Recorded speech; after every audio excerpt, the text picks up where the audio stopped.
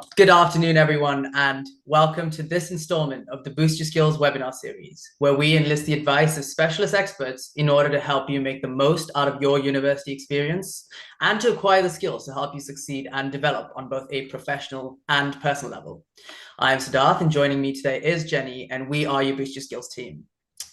This event is in webinar format, so you will not be able to turn on your cameras and mics, but we would still love to hear from you through the chat function. This is a safe space with no judgments being passed, so please feel free to ask questions without fear or worry. If you are still feeling anxious, feel free to message us anonymously and we will pass it on. The event is being live streamed to our YouTube channel, so don't worry if you've missed anything. We will be sharing a link to the video after the event. And a big thank you to all our attendees who pre-submitted questions. We host live webinars regularly, and if you'd like to stay updated, follow our Instagram page at Boost Your Skills and keep an eye on the events tab in your engagement portal. So without any further delay, I'd like to hand over to Maria from Sage Publishing to introduce today's guest presenter, Alistair Bonnet. So over to you, Maria. Hi, everyone. Thanks so much for joining us today. My name is Maria. I'm Marketing Manager for Study Skills at Sage. I'm really excited to introduce to you our author, Alistair Bonnet. Alistair is Professor of Geography at Newcastle University. His books have been translated into 19 languages and include How to Argue and How to Be Original, which you can see in your screen right now, and Multi-Racism, Rethinking Racism in Global Context. Can I have the next slide, please? Brilliant, thank you. So today's webinar, we show you how to build arguments that get you top marks, and also the ins and outs of originality, which really is an essential skill in the age of AI, and really will make all the difference in your assignments. The webinar will bring to life practical and effective tips from both books. So I do hope that you enjoy it. And the recording will be available on YouTube. So don't worry about taking notes. You can watch it later on as well. So to learn more about the books and get 15% off your copies, you can scan the QR code on your screen or go to the links on the chat right now on the John Smith student portal. Both paperback and ebook versions are available. And that's all from me. Now over to you, Alistair. Great. Really, thanks very much. And why did I write these books? Because I know how tough it is being a student. Students are continuously asked to do so many things. They're asked to do little things, turning things in on time, getting sure their referencing system is correct. But they're also asked to do really big things. And often those big things aren't actually very well explained to them. And the biggest of all is how to argue. And there's another one on top of that, which is increasingly important, and that's how to add value, how to be original, how to make your work stand out. So students are asked to do this. They get feedback saying there's no argument and so on. But are they told how to argue? Well, they're not. And so that's why I did what I did. I wrote these books. So I'm going to start with talking about how to argue, and then I'm going to go on to the originality. So the difference between secondary and tertiary education is that in tertiary education, you're asked to produce argument. You're asked to produce arguments, but particularly you're asked to produce arguments which are rooted, are kind of anchored in references. So you don't do this in other stages of education. An argument, and this is really worth noting down, is always somebody's argument. Yeah. You don't want to start an essay saying, this essay offers a Marxist argument. Okay, now that's all right if you're at high school or something like that. But at the university level, you don't want to have sentences which just say you're offering a Marxist argument, because an argument is always somebody's argument. So a sentence would be, this essay argue that William's cultural Marxism offers a useful ... useful approach, useful way of doing something.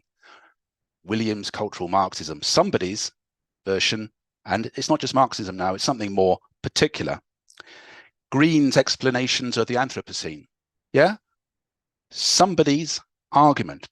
So to have that kind of sentence in there early on, that already tells your assessor that this essay is doing something which is at university level.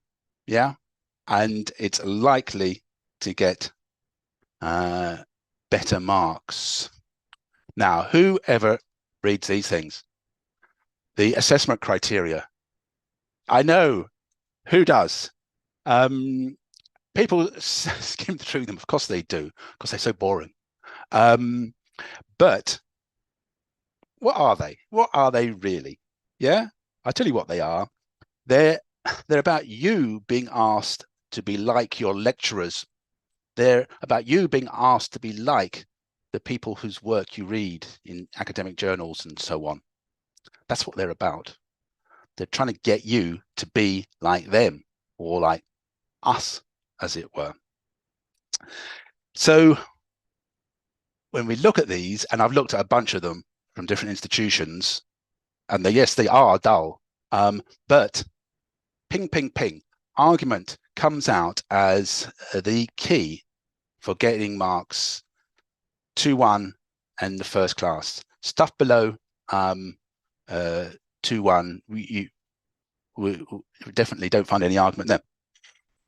So, like I say, these criteria are all about that. They're about shaping and molding students to make them do the kind of stuff that staff and academic writers think they are doing. And that's why if you look at academic journal article, and that's often a great place to work out what an argument looks like, you'll see that they have the argument sentence right up front, very, very usually. This paper argues, it will be shown. Yeah. So this is not some little skill that we're talking about today. It's not timekeeping or something like that. It is the big one. It's the one that separates out top students from students in other categories. So I keep using this phrase, academic argument. Yeah. And this is where people stumble when they start to hear about the importance of argument, and it befuddles them a little bit. You want more argument? What do you mean you want more argument? Okay, because argument has two basic traditions. It's got the kind of tradition that we use out in the real world, where you're arguing with your mum and dad and you're arguing with your partner, and it's all about winning. Yeah. Top Lawyer, Jerry Spence. This is the big book on how to argue. It's not, unfortunately, it's not my one. It's Jerry Spence's. How to argue and win every time. That's the popular and public perception of what argument is. And Jerry says we've got to access our inner child and get really cross and show your steel. And then people will go, whoa, all right then, I agree with you. Okay, so that's that tradition, but my goodness, it is unfortunate that we have it, because it is nothing like the academic tradition of argument. We're not about bashing people over the head. Academic argument is all about showing your knowledge of a debate or topic, showing your knowledge of the key authors in it, and then engaging. It's about being plausible. It's not so trying to contribute. It's a much more constructive vision of argument, and it's the one that we are looking for in students and that we look for in ourselves. So one of the ways we can do this, and I'll take you through a few, is to start using the language of argument. So what do I mean by this? I mean, start using argument verbs. Now, some of you may think, all right, I do all this, you know, get a move on. Yeah, no, a lot of people do not do it. In my experience, sometimes the majority of assignments you will find do not do it. So what don't they do? They don't use argument verbs. What are argument verbs? Well, they are assertive verbs that make an intellectual claim. Most obviously, this essay argues. It's a simple thing to write, but it actually pushes you. It makes you think, well, what am I? What is this essay arguing? Make yourself write that, or make yourself write this essay shows. These are kind of verbs that are doing stuff, to be contrasted with the verbs that people often use, students often use. This essay looks at, yeah? This essay considers the Anthropocene. What's wrong with that? What's wrong with it is it's not offering any type of argument or analysis. It's like a football match. You don't want to be a spectator just looking, yeah, from the stands, considering. You want to be a player. To be a player, you have to write things like this essay argues, this essay shows. So moving off the stands, not looking at stuff. How passive is that? It's like watching the telly. It isn't what you want to do with your essays. It's not about observing. It's about engaging. Okay. There's some really simple ways of developing argument in your essays. It can be quite a difficult skill, but it can be quite an easy one as well. Some people are intimidated by it, and they needn't be, because there are certain easy things to do that will actually open up much greater marks for every student. And that's another thing. Sometimes people think, oh, I'm not smart enough to do argument and originality. It's only for the top. No, it really isn't. Any student, no matter how much they beat themselves up about, oh, what a failure they are, I can't do this and I can't do that. Any student can learn the skills of argument. Okay.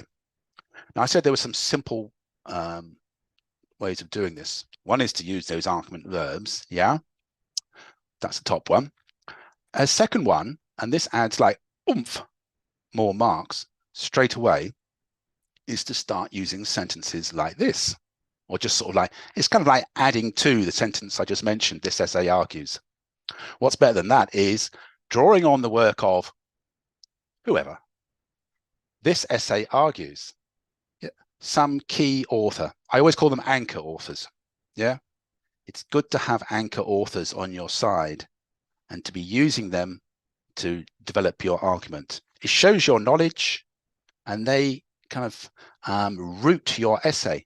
Drawing, this is great. If I saw this in an essay, I'd be thinking 2-1 first class. Yeah, and so would other markers. Drawing on the work of Green. This is a Harvard referencing system I've got here. This essay argues, or there's another one, drawing on Red's work on histories of custard production. And it did say histories, or no, Red's work on histories of I made this up. Anyway, point is, it says Red's work, so that implies more than one reference there. Yeah, so Red has got 2023, 2021. I will argue. So much better than just launching into a topic. Shows your knowledge, shows that you are drawing on. Yeah. My friends used to laugh at me because every essay I published had the phrase recent years have witnessed in it. It was recent years have witnessed a sudden explosion of interest in what I'm about to write about. See red, green, and they thought it was so silly. Recent years have witnessed. In fact, they made a mug for me with those words written on because they thought it was so typical of me. But actually it worked. And I would encourage you to do the same. Recent years have witnessed an increase of interest in what I'm about to talk about. That also roots and anchors your argument. Okay.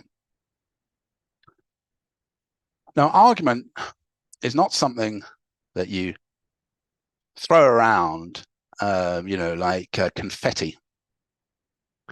The argument is the beating heart of an oral presentation, an exam response, an essay, a dissertation, a PhD, whatever it is. And in the How to Argue book, I go through all those forms. So you don't jump around from one argument to another. You set out your argument at the start, and you can develop it, and that's a good idea. But basically, you stick to it. So you have it in the, I think the first paragraph, to be honest, it could be the second one. First paragraph's a good idea. Then you return to it at a midway point, and then in the end, yeah, and this is a big thing to remember, conclusions matter. In the conclusion, this essay has argued. You go into the past tense. I have argued, yeah? Why? Because otherwise your marker is going to miss it. Maybe that's not true if you're on a nice course and there's only 6 of you on it. I don't know how many of you are on courses with only 6 students. Usually there are dozens and dozens, indeed hundreds. You've got to make sure that your marker sees that you've got an argument. So right at the start, reprise in the middle, then back at the end. Don't let them miss it. I have argued, I have shown at the end of it. And you're returning to that key anchor. Yes, when I was putting together this talk, my partner came into the room and said, "Why have you got so many pictures of pigs in your talk?" And I thought, I don't know. I don't know. And I realized it's because I regard pigs as kind of like argumentative and kind of original as well. I don't know why. This little chap is anyway. What I'm trying to do here is to think about how we start finding and shaping an argument. So start with an academic search engine. Yeah, you want to look at the literature. You put in the key terms of your assignment. You know, if it's about the Anthropocene, then stick in that. And you may want to just focus on the first few hits and find what the key argument is. So trying to find some anchor authors who you can engage with and develop. Now, that can be fine. That can be all you need to do. You just like find your anchor authors, then you kind of like bounce off their work, you engage and relate to it, and you develop these. As I say, what we're teaching here aren't actually just student skills, as if only students have these skills. These are academic skills. These are the skills I'm trying to communicate, the skills that lecturers and professors think they have. Yeah, you get those right, then you're sorted. So do what the focus work you read and who mark your work do. You know, this is what I do when I try and write an academic paper. I look at the literature, go back into it, find an argument, and then I engage that argument. Okay. But it's also really useful to think about the types of argument available to us. Yeah. And I do try and do this, take us through as simply as I can the different types of argument. Now, some of them will be obvious to you. You know, something causes something else, causation arguments. We use those all the time. Academics quite like arguments to do with tension, that there's a tension or contradiction between things. There's a tension between the UK's policy on housing, getting more housing built, and its policy on flood prevention. Yeah, because loads of houses are being built in places where they're going to flood. It's a contradiction. It's a tension. Why do I say that? Because tension and contradiction are nice forms of argument. Academics tend to respond to them very positively. So if you can identify a tension or a contradiction, it could be something else. Environmentalism and capitalism. There's a tension, a contradiction. This essay will argue, drawing on the work of Green and Red, this essay will argue that there is a tension between, yeah, framing those sentences and making them anchored. Okay. Actually, the kind of argument I'm going to introduce to you in a little more depth is an argument about words. So this is one example of a type of argument. And it's a very useful one, actually. It's all about how things are defined. And this is true for people in the social sciences, the applied sciences, and the humanities. You know, what do these words mean? There is inevitably a debate around their categorization, their definition. Yeah. So a lot of successful arguments are about this kind of thing, about the definition of key terms. Yeah. I've thrown some around already. Anthropocene. What is it? What is the Anthropocene? You know, what is cultural Marxism? What are these things? Red and green say da da da da da. However, in this essay, I will argue that, yeah, that the Anthropocene means something else. The cultural Marxism has a different tradition. Okay, so this is like a recipe. You need ingredients for your keyword argument. You need a substantive and interesting keyword, something that's actually in the debate. It isn't just some, you know, it's not like sausages. You know, we want the Anthropocene, the cultural Marxism. We want some important term, and one or two key anchor authors. Okay, now we'll see what I mean as I go through this in a little bit more detail. So what you want to do is look at the literature, pick out one or two articles from the past, and I'm kind of suggesting from the past 10 years or so, yeah, to find your key word that you're going to work with.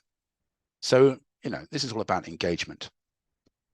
More sentences. And this is how I do these both of these books. I'm constantly introducing exemplar sentences, the kind of things that students can write. Obviously, I'm kind of making them up. Blue claims that Britain is a post-colonial state. However, in this essay, I will argue, yeah, Green bases her work on the assumption that indigenous societies were environmentalist. However, drawing on the work of Red, this essay will show, yeah. So what we have here are identified keywords, which then we're going to examine and open up and discuss.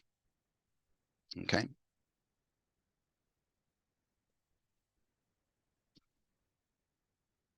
Here's another easy tip. Say you've got a key term, and you may be thinking already about essays and assignments in your area where you've heard some key terms, and you think, oh, I could actually write an essay about that key term anchored in particular authors. Blue claims that Britain is a post-colonial state, but in this presentation, I will argue that it is both colonial and post-colonial. Yeah, they say something, they define something as something, Britain as post-colonial, but say you're engaging. In this case, you're critiquing, you're disagreeing, you're saying it's that, but it's something more. You're not demolishing, you're not attacking, you're constructively engaging. Green bases her work on the assumption that indigenous societies were environmentalist. What does that mean? But in this essay, I will argue that this is somewhat, and here's some critical terms, simplistic, anachronistic. In other words, it's from, you know, taking a modern term and applying it to the past. Critical terms, they're not aggressive, they're not dismissive. Somewhat, you hear that there, it's somewhat simplistic. When you have critical terms, add qualifiers like that. Somewhat, in part, yeah, it's useful. It makes your work appear more mature and academic and more plausible. You don't ever want to be seen as someone who just sort of, oh no, I'm dealing with idiots here. Doesn't work like that. Yeah, so these sorts of sentences, I've made up a bunch here. They're all rooted in this keywords type of argument, arguing about words. It's just one of the ways that you can argue. But like I implied, it's kind of useful. And there's a bunch here. Brandt may be classified as the government's silence on something. Evidence is unwillingness to develop an agenda on ... Dude's definition of something leads her mistakenly to assume that.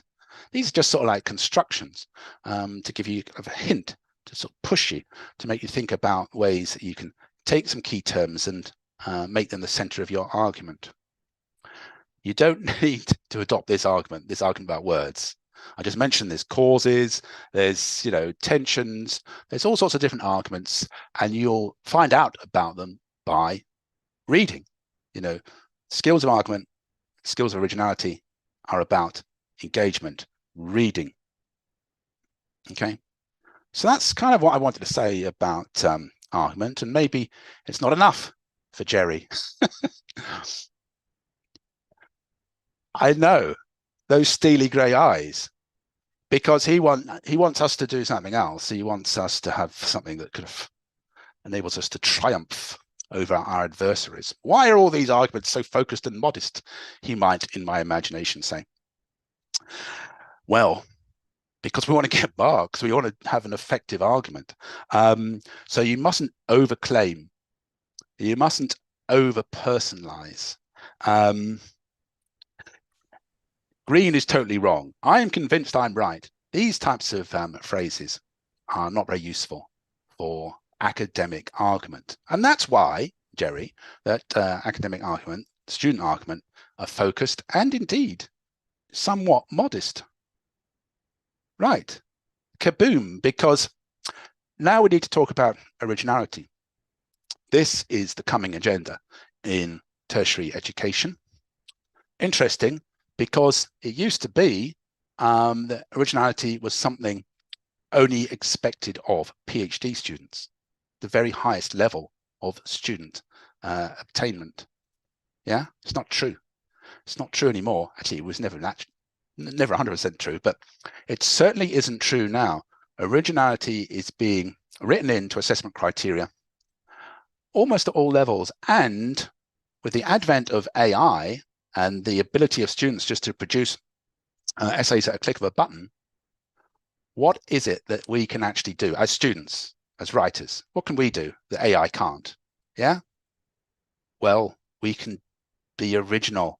AI is just a summation. It like piles things together that exist already. It doesn't do originality. Yeah. So that's why originality is the coming agenda. And yeah, everyone wants a bit of it. Where is it? Oh, it's another pig. Where is it? At the moment, it's up there in the very highest, headiest reaches of assessment criteria. 80 plus. You'll find people talking about, oh, look, substantial evidence of originality. Wow. You know, that sounds like an awfully big ask, doesn't it? Yeah. Okay, so this is a bit of a deep breath, because a lot of people, not just students, think I can never do that. I could never even think about that. It's true that it's something you need to get your head around. But what I think I show it in How to Be Original, is that anyone can be original. You know, it's like in the film Ratatouille, anyone can cook. Well, I'm doing that with originality, because it isn't mysterious. Yeah, it isn't necessarily even hard. What you have to do is follow particular steps, and I'm going to take you through some of them. Okay. Oh, of course, originality is an active engagement, much like argument. Yeah, but originality does something a bit more. It adds value. Yeah, it adds value to an existing topic and debate. That's all it does. Yeah. I first got interested in this when I was a second year student, was it? And I had to write an essay, I think it was on nationalism. And I wrote an essay about nationalism in small islands. And it wasn't very good as far as I remember, but I got a good mark. And the reason why I got a good mark is because of the words very original. So I still remember the feedback. Sometimes feedback stays with you, the good stuff. Yeah, all I'd done is take the topic, stuck it somewhere else. Obviously, that marker was getting essays on nationalism in Britain, because we're in London. And they must have had, 99% of them essays on nationalism in Britain. Yeah. The sense of relief of getting an essay on something else and on something new, interesting, requiring a different literature, small island states, you might think, oh, big deal.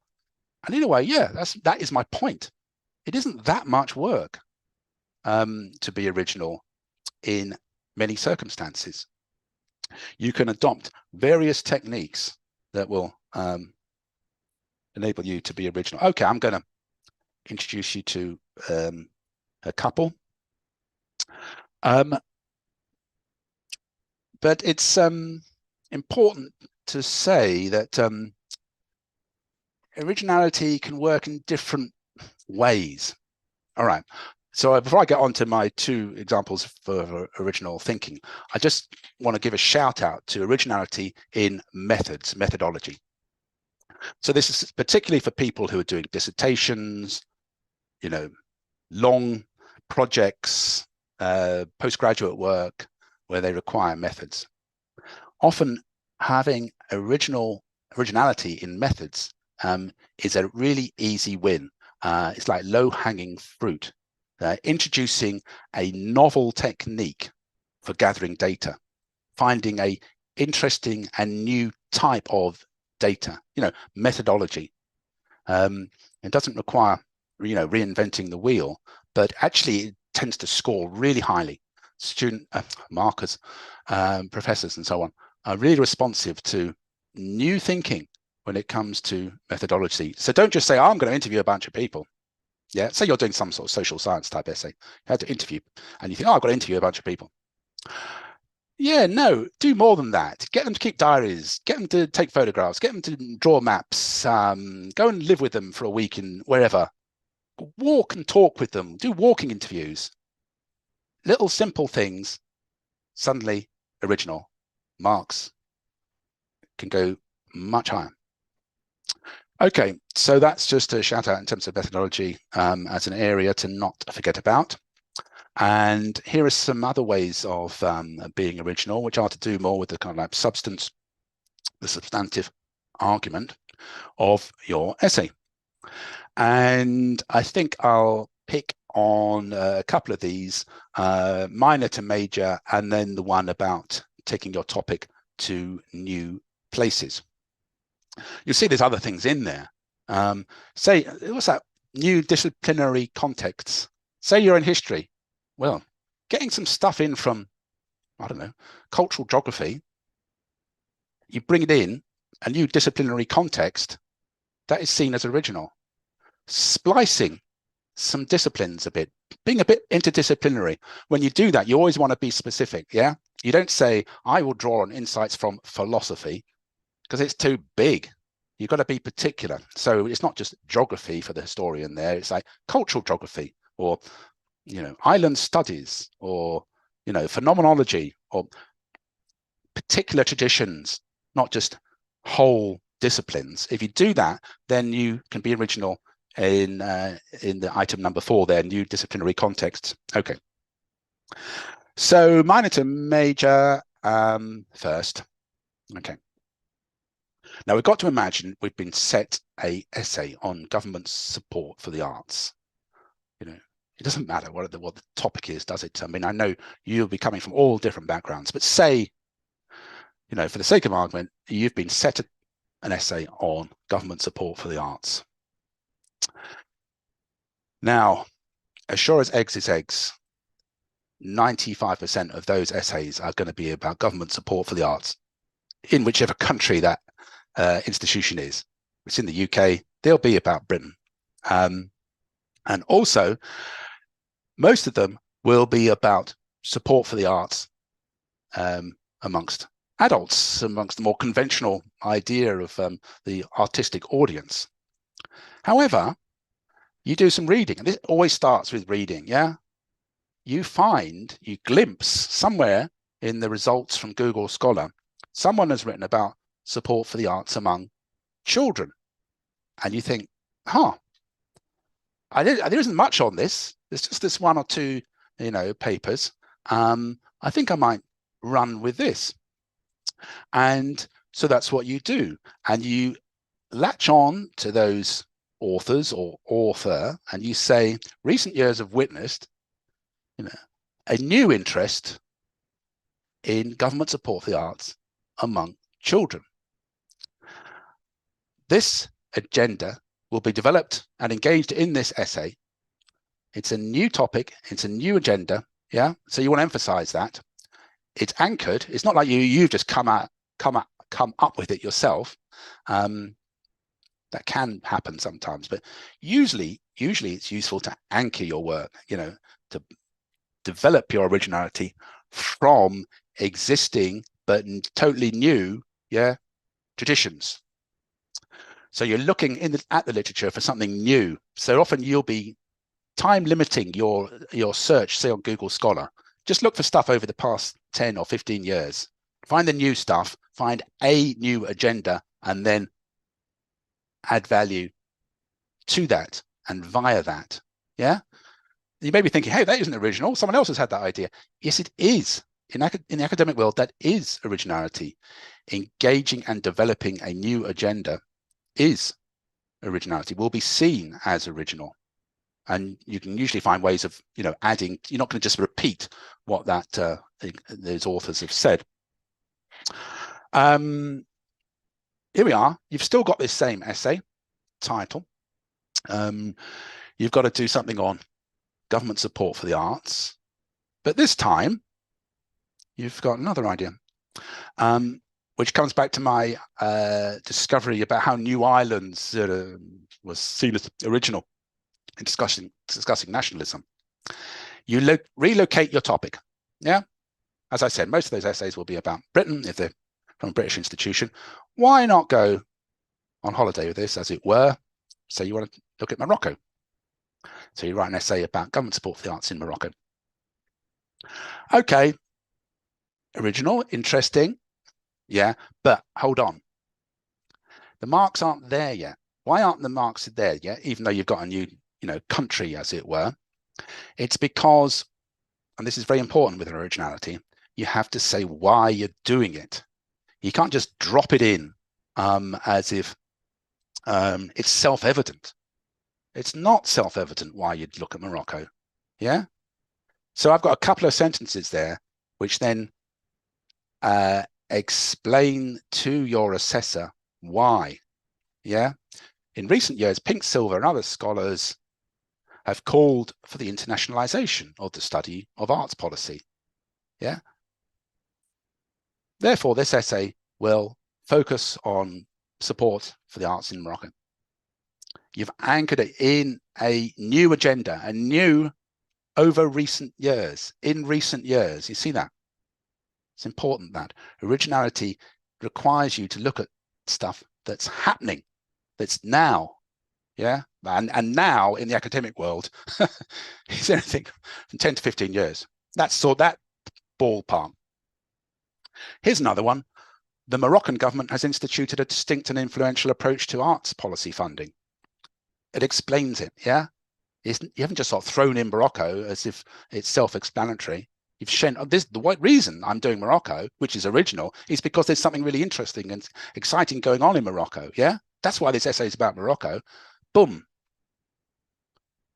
The essay suddenly takes on a new life of its own. And actually, it really becomes alive. It's become something that you're really inhabiting. Yeah, there's a thing about originality. It makes life so much more exciting. You are contributing. You've become a player in a way that you just wouldn't have been before. Because there's a downside to that. It can be more work. When I say can be, it usually is, because you've got to find out about Morocco. You've got to find out about this children's arts. You know, it's more work, but it's not tons more work. The kind of work where it is where you find you're going down a track and you find it's not working. And you really have to be quite brave. You have to say, oh no, I'm trying to be original. I've got this topic. I'm going to Morocco, but actually it isn't that interesting. It isn't that significant. So the chances of you having to abandon ship and then start again when you're trying to be original, yeah, are they're not super high, but they are to be considered. It's definitely a factor. You know, originality carries a risk of failure. Okay, so just a few more tips to round this up. Okay, so knowing that originality gets marks, a lot of students respond by saying they have found a gap and they're going to fill it. Yeah. Morocco hasn't been done, therefore it needs to be done. Yeah. Now this is a problem, not inherently, because that can be true. However, the gap argument is not sufficient. It needs to be supported. Yeah. Just like I was saying about Morocco, you've got to say why. You don't, the point about intellectual life is not just to sort of like to fill every gap in the world and to cover every country and every time period and every permutation. You know, what would be the point of that? You've got to explain why a gap in the literature needs attention, why it's a problem. There's a problem because of this gap. It means that we are not able to do such and such. The gap is a problem. It needs to be filled because, yeah, why fill it? So when you arrive at a gap argument, always think about that. And actually, I wouldn't even use the word gap argument because it sets up alarm bells in markers' heads these days, because they just think, oh, well, gaps are being filled for the sake of it. So, you know, obviously, better to phrase it in terms of a lack of research. There has been a lack of research. There is a dearth of research on Morocco, children's arts. Yeah, a lack of research, a dearth of research, those sorts of phrases, rather than I have identified a gap. Okay. Now, I'm not wanting to be sued by anybody here when you turn in an essay which gets 0 marks because you thought you were being original and all you'd done was not follow the brief.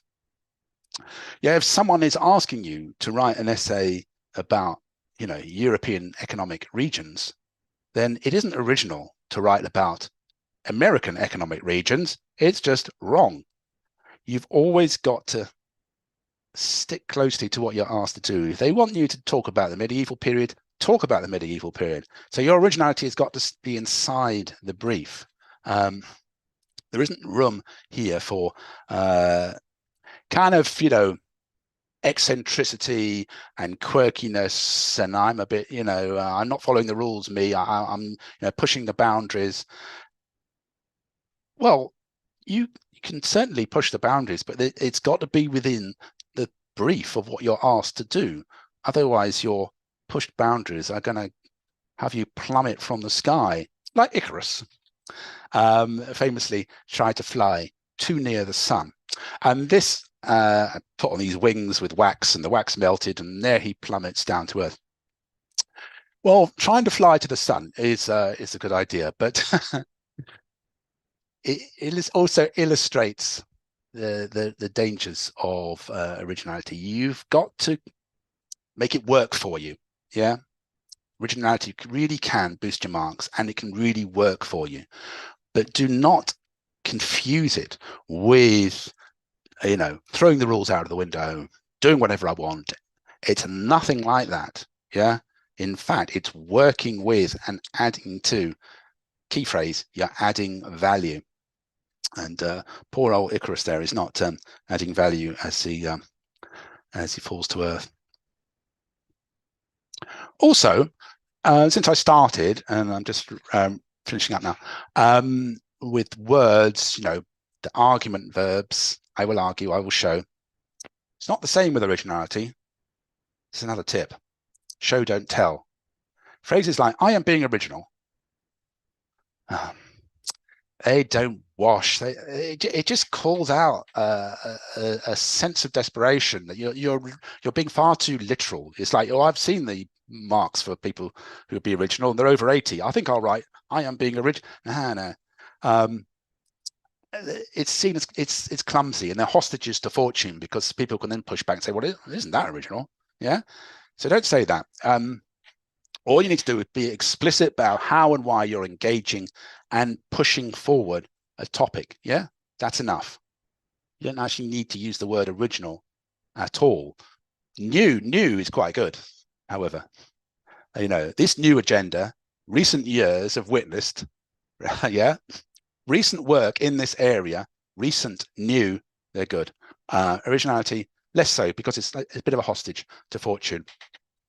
So yeah, show, don't tell. That's the message there.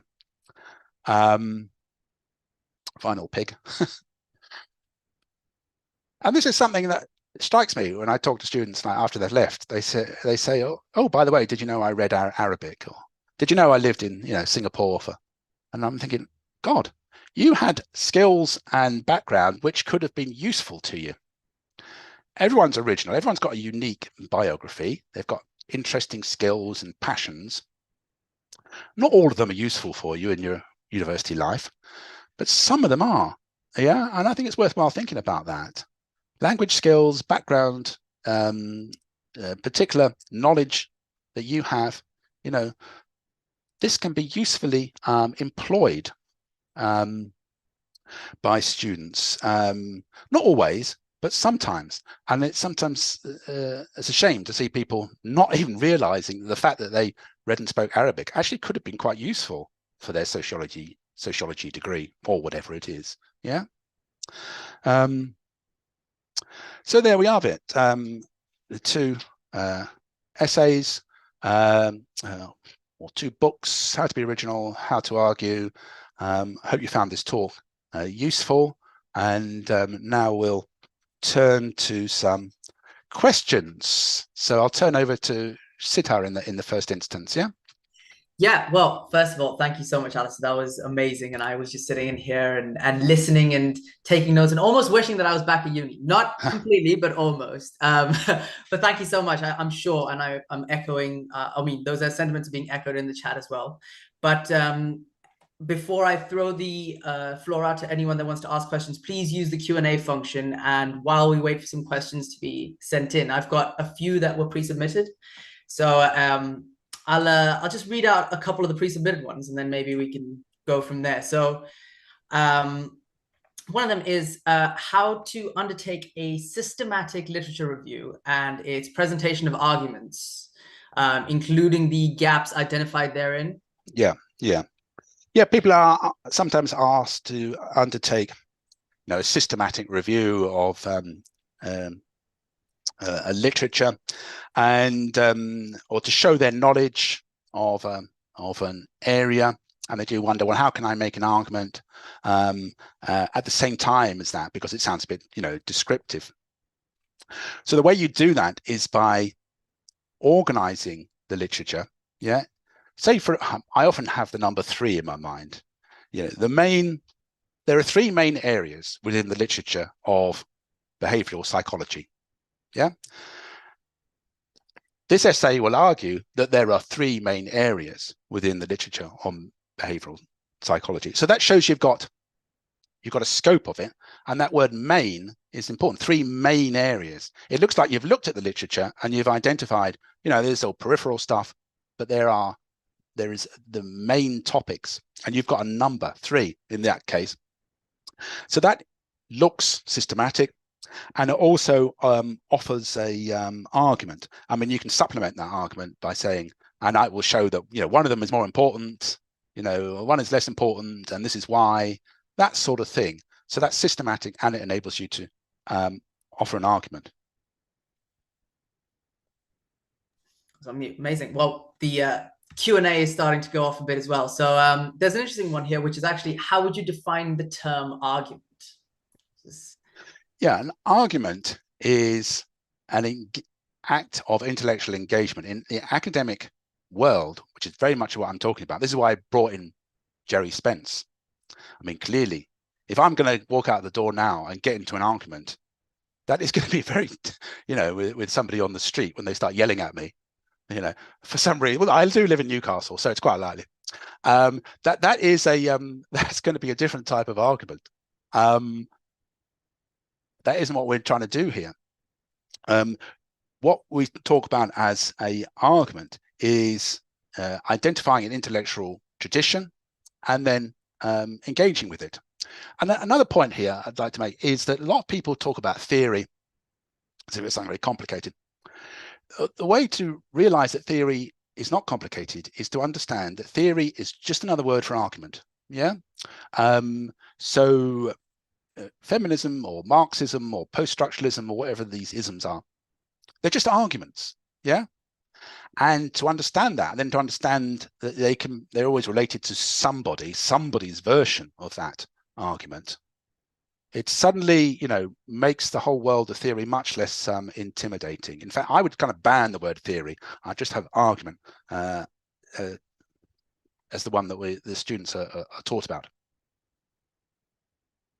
Amazing. Well, there's a question here with a second part from a second person, but I'll start with the first bit, which is I'm currently writing a dissertation and my advisor wants me to highlight my contributions to the literature. Any suggestions on how best to convey that? Yeah. My contributions to the literature. I mean that is quite a big ask from an advisor, I have to say, for a student. I'm not quite sure what level this student is at. It kind of implies they're a postgraduate or PhD. But the way you identify your contribution to the literature is systematically, yeah? Again, coming back to the numbers, there are two main areas where I would, where my work has engaged and developed the existing literature. The first of these is, the second of these is, so bring it down to small, simple numbers, yeah? And then don't overclaim. These, you don't get more marks for the size of your claim. You get more marks for plausibility, yeah? So, my contribution has been that my work has been based in, I don't know, some geographical location. There it's covering some particular geographical period, which was not covered before. Some particular and distinct yet modest contribution that can be put in to one contribution or two contributions, maybe three, but not more, really. It's not convincing to have someone say, I have, 12 contributions to this area and 12 arguments. Yeah, it may seem silly, but numbers matter, and to keep them low, keep them modest, that works. And avoid lists. Anything over 4, you're in trouble. Amazing.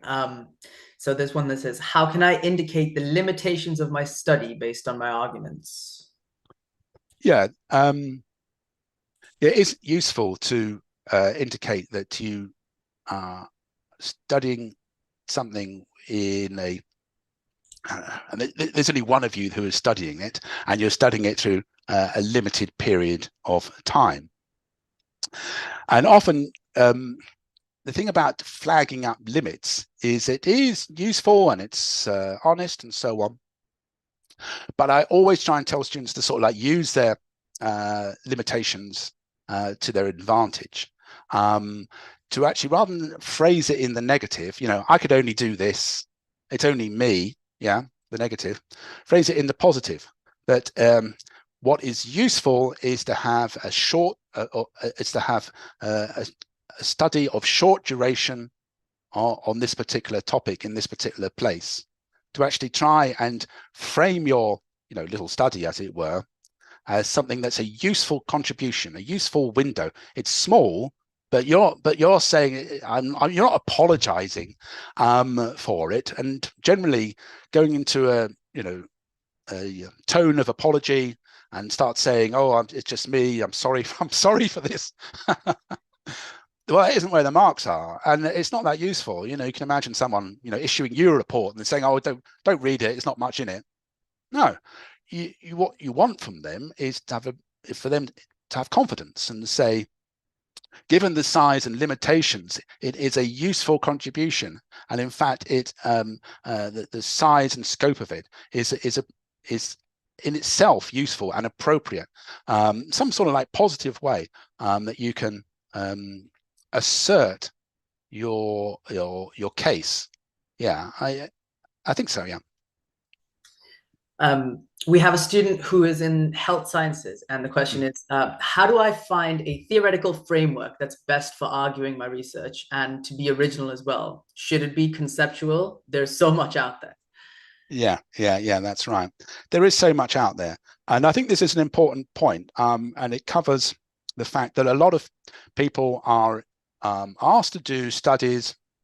It might be about, the causes of glacial melt, or it might be about the causes of a particular illness and so on. And they wonder, how can I get marks with this? Because aren't I being asked to just sort of like just survey the literature and describe it, and that's how I'm getting the marks? Only up to a point. And this comes back to this point about grouping and categorizing the main areas of study. This essay shows that there are three main areas of study, three main topics in this literature, three main explanations of what's happening to illness or what's happening to glaciers or whatever. So grouping it and then saying that is part of your argument. You are arguing that there are three main areas, and then you can develop that, add marks by saying one is neglected, one is overemphasized, and these are the reasons. And here's another one. Over recent years, get in this stuff. This is the original thing. Over recent years, increased attention has been turned to, some sort of cause of illness, some place in the world which is exhibiting certain, patterns of illness. Over recent years have witnessed. So getting this idea that you're on top of the more recent literature, and that you are picking out, one, could be two, of those topics, and you're going with them. Yeah. So also useful, like I keep saying, when you do your Google searches or whatever search engine you've got, put the time limit function on, get some of the more recent stuff. That can be helpful. Amazing.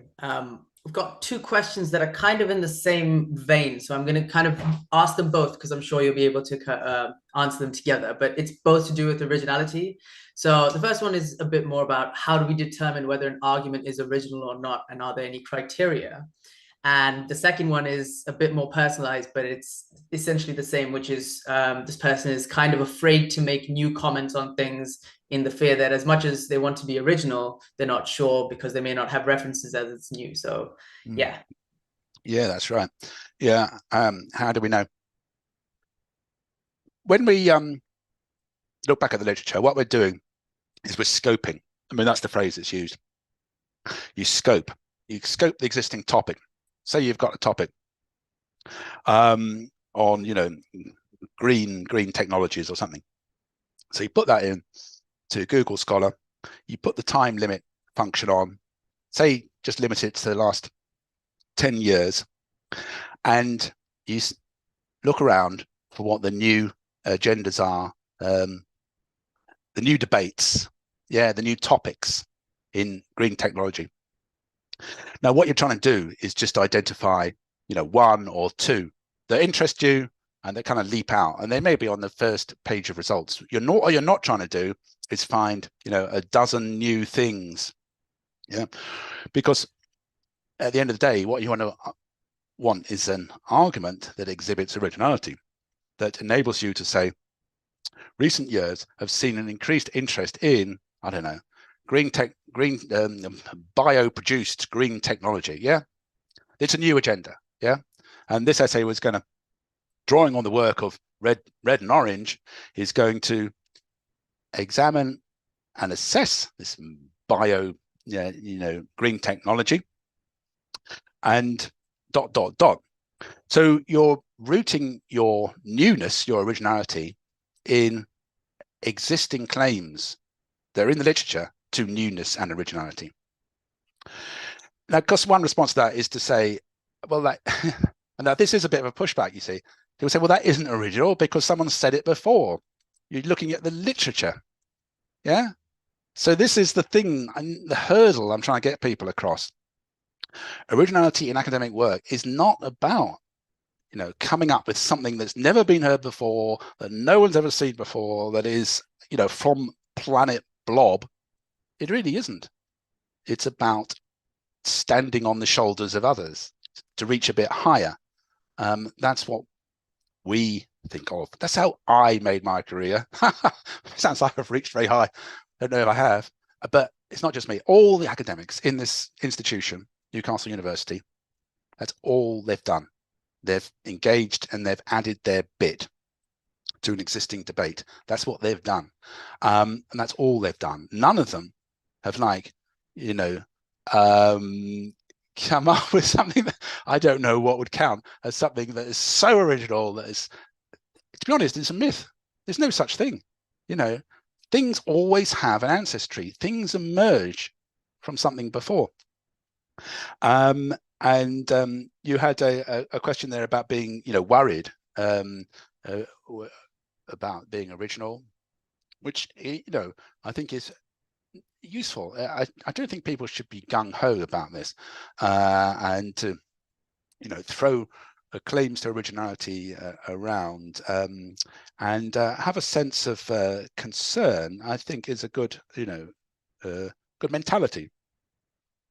But remember about these anchor authors and engagement. In a way, they're your friends. These anchor authors, they're your friends, and you are kind of like having a conversation with them, and you're only being original, as it were, because they have been original. You're not on your own. Yeah. So that's how I see it. I mean, there may, you know, be counter arguments and people saying, well, I've just got my own completely new thing and I want to do it. But that is a more, that's a riskier option. And I'm not here to encourage foolish risk taking. I'm here to encourage sensible risk taking. There's actually a bit of a follow-up to that question, which is, so are there any tips that you'd have for writing stuff so when researchers come up with things for the first time ever, when they write it out, are there any tips that you'd have if a student is going to do that, for example, to writing something completely new and without any referencing? Mm-hmm. Yeah.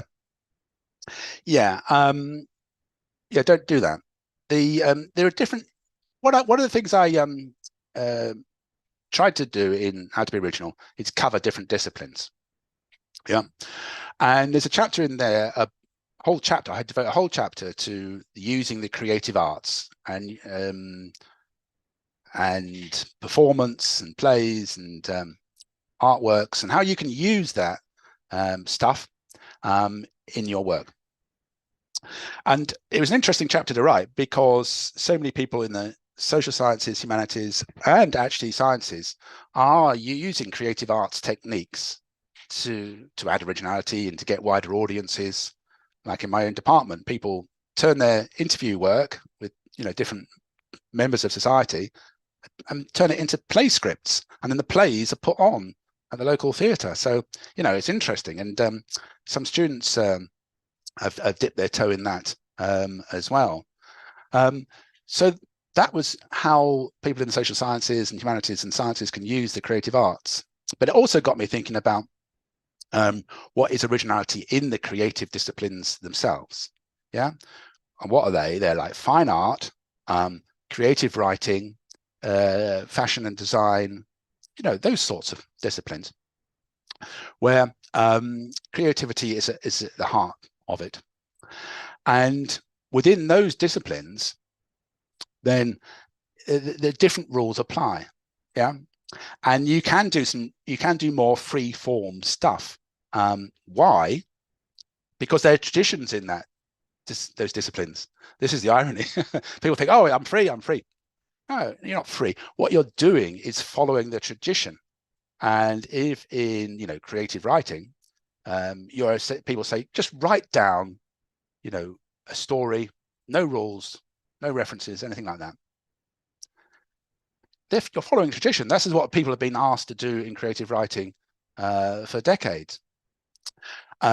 However, and this is kind of coming to the crunch of the question, you can't then sort of say, oh, well, it works for them. I think I'll do that in geography. Because the chances of you getting 0 are reasonable. I mean, you know, it may work. If you're told that's what you have to do, always follow the brief. But if the brief does not say just write an essay without references, then you might get 0. And I'd hate to be responsible for encouraging anybody to you know, I want people to get better marks. That's my thing. Well, on that note of originality, actually, there's an interesting question here. So this person has said, I love the ideas you suggested about being original when conducting interviews.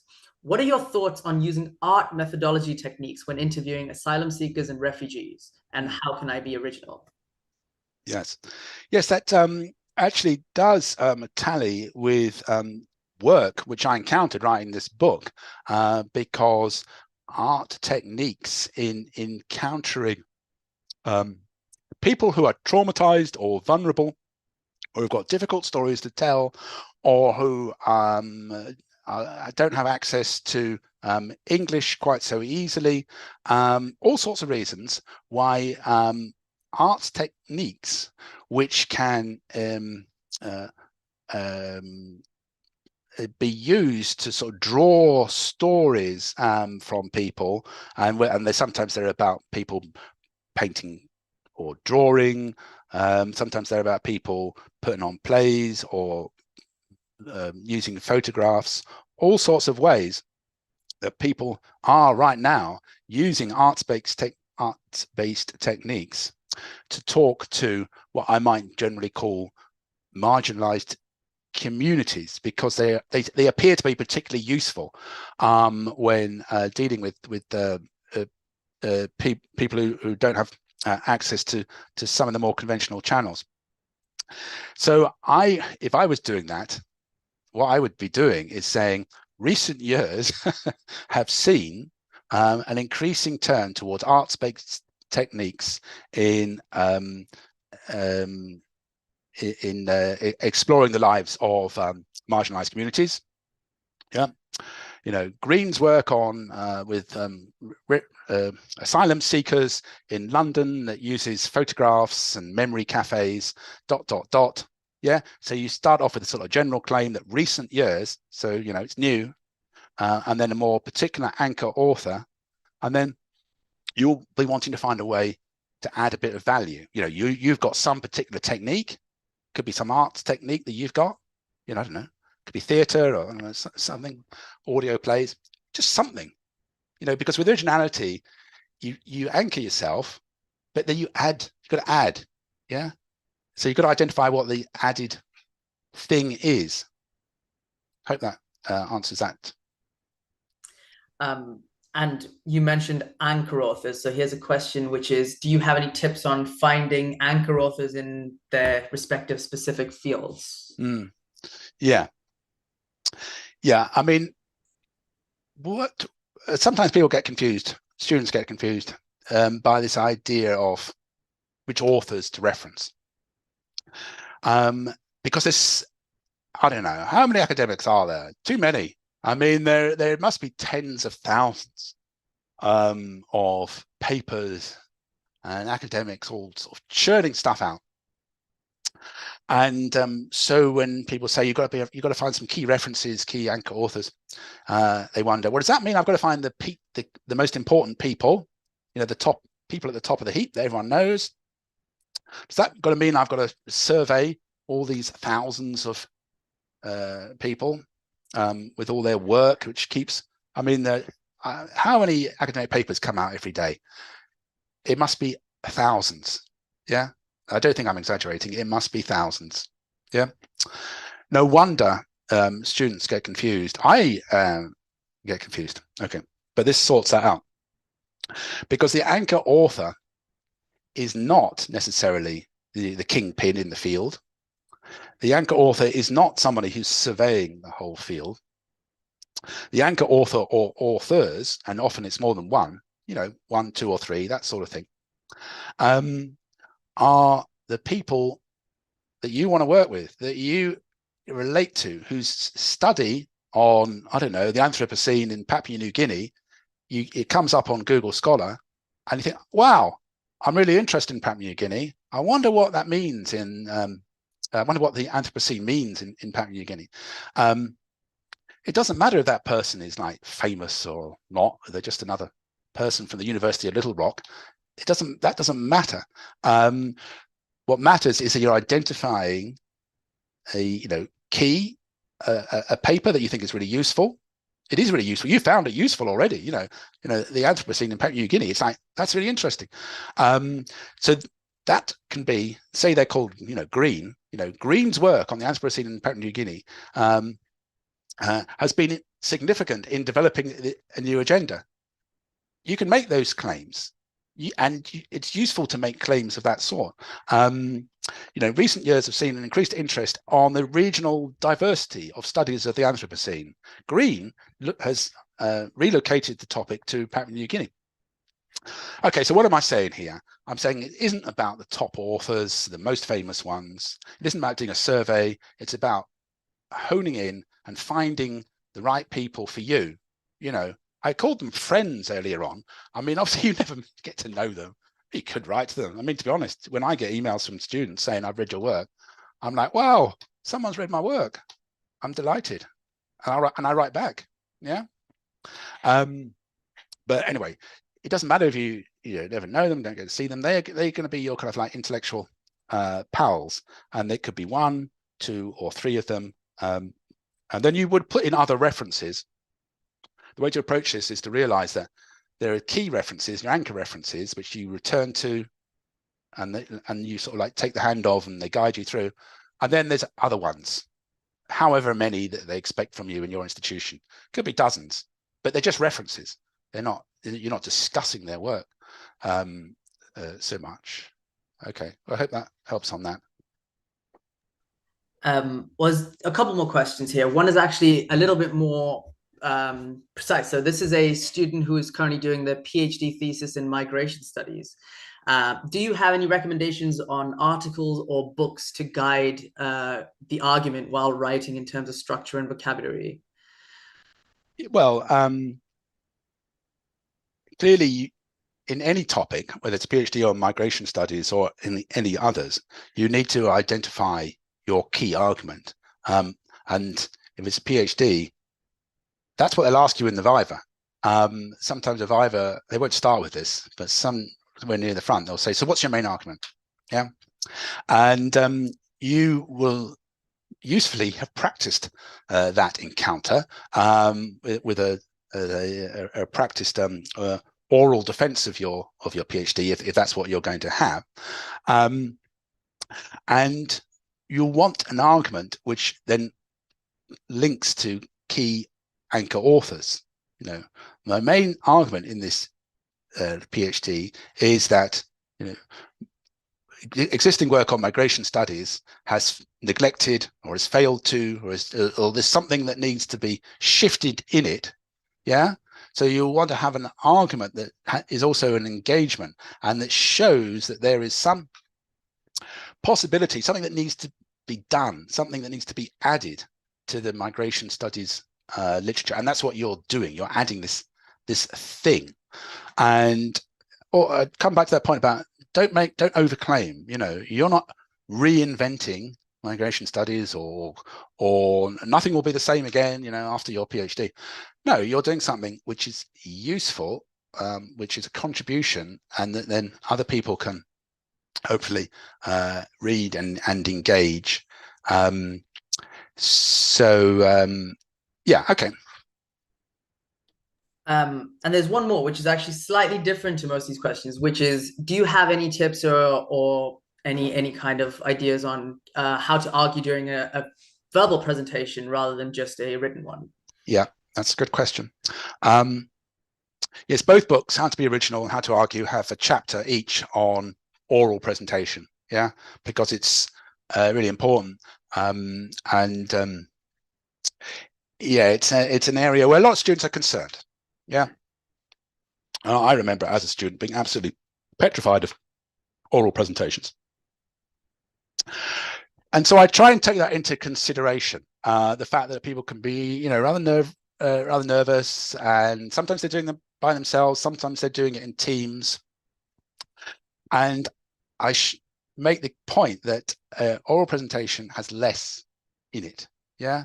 It can't be as packed as written work. To overcomplicate it will actually reduce your marks. And so it needs to be slower, less full, and even clearer. Yeah.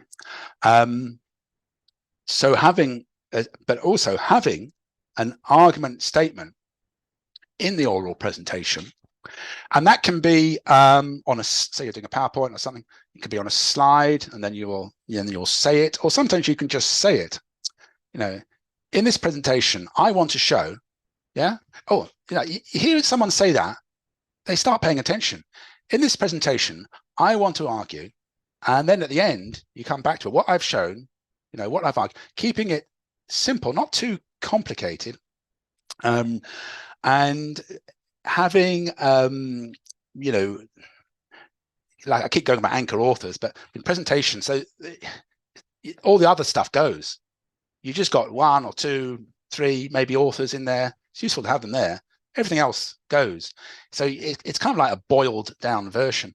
Just get to the essence of what might be in an essay. And as with so many presentations, keeping it not too fast, keeping it slow, and having some key. I sometimes, you know, actually write down the key sentences for an oral presentation. You know, what it is I want to show, what it is I want to, what is the takeaway, what I want them to have as their takeaway at the end, and so they can remember it. And people, listening to stuff is different from reading it. You can't process so much. You really can't. Things have got to be simple. Anyway, I keep saying this. I won't say it again. Clarity and simplification. Yeah. Amazing. Well, it looks like we've gotten to the end of all the questions. Again, if there's a last call, if anyone has any more very pressing questions, but if not, I just like to take this opportunity again to thank you so much, Alistair, for an amazing presentation. And from the way the chat has been going, it looks like everyone seems to have found it very, very helpful. So yeah, I echo that sentiment. And yeah, if anyone didn't get a chance to see it, we have shared links to Alistair's books, both the print and ebook versions, in the chat. But please keep an eye out on your email, and I'll be sending out an email later this week with links to the YouTube video as well as links to the books as well. But thank you all for coming. We hope you had a great time and found the presentation helpful. Please follow us on Instagram at Boost Your Skills to keep updated on all our upcoming events. And yeah, once again, thank you, Alistair. Thank you, Maria. And thank you all for showing up. And yeah, we hope it was helpful. But have a great day.